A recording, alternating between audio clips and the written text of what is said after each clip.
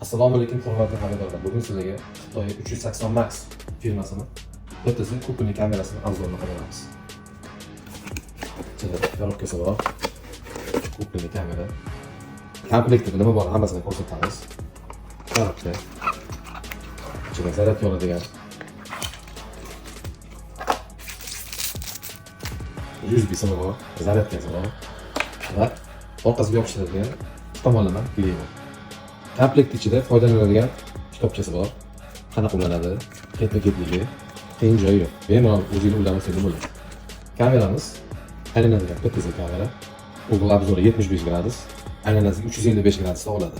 Mikrofoni bor, zaryadkasi bor, mikrofoni bor, orqasida kolonkasi bor.